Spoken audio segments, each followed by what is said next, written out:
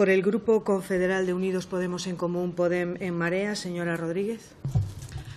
Gracias, presidenta. Bueno, pues muy brevemente, en primer lugar, vaya por delante que apoyaremos esta iniciativa porque nos parece que hace incidencia en algunas de las cuestiones que ya hemos discutido en otras comisiones, como por ejemplo en la Comisión de Infancia, y que sobre todo tiene que ver con la falta de estudios y con la falta de activación de políticas públicas concretas en lo que tiene que ver con trastornos de la conducta alimentaria. En este sentido, nos parece una buena iniciativa por parte del Grupo Ciudadanos. Nos gusta también la transaccional, que supongo que en este momento aún se podrá debatir, pero en este momento apoyaríamos esta transaccional, pero echamos de menos, tanto en el debate como en la iniciativa, algunas cuestiones que nos parecen fundamentales en este problema. En primer lugar, nos sorprende bastante que no se haya escuchado aún la palabra género, la palabra feminismo ni la palabra estereotipo, porque cuando hablamos de trastornos de la conducta alimentaria y efectivamente en estos trastornos, no solamente en la anorexia y en la bulimia, hay muchos más trastornos de la conducta alimentaria, por desgracia, a día de hoy en nuestra sociedad, ¿no? Existe un gravísimo problema con todo lo que tiene que ver con la construcción de los estereotipos y los cánones de belleza,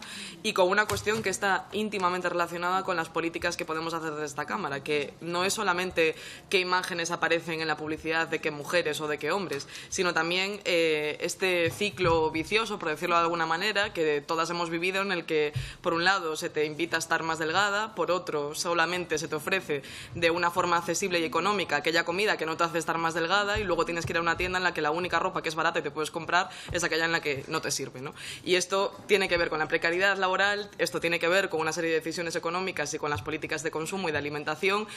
No es normal que les enseñemos a nuestros niños y a nuestras niñas, por ejemplo, por un lado, que no pueden estar gordos ni pueden comer cierta comida, y que luego en los comedores de los colegios públicos se les den donuts de chocolate para merendar a media mañana, y que luego, sin embargo, en la tele vean, pues,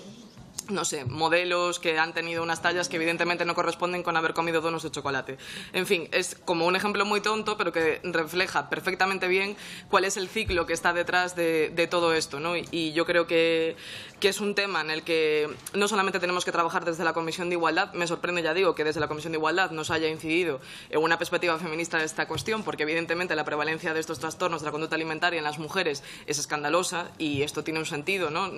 No se nos exigen las mismas cualidades a las mujeres que a los hombres. Las mujeres tenemos que ser guapas y jóvenes y delgadas, y los hombres tienen que ser exitosos, listos, valientes y arrogantes, ¿no? Y yo creo que esto tiene que ver con los estereotipos de género, evidentemente tiene que ver con el machismo, y por tanto, para poder acabar con este tipo de situaciones, pues probablemente también tengamos que hacer mejores políticas de igualdad. En lo que tiene que ver con las cuestiones de consumo, de salud y de alimentación, nosotras hemos discutido este tema en la Comisión de Sanidad, lo haremos próximamente de nuevo, como también lo hemos hecho en la Comisión de Infancia, y creemos, como ya digo, que es una cuestión más transversal y que probablemente incluso necesite ser tratada también en la Comisión de Educación. Así que ya digo que apoyaremos esta iniciativa. No obstante, pensamos que le hace falta un enfoque más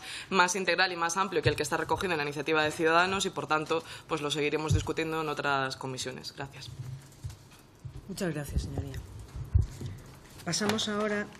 de acuerdo con los portavoces.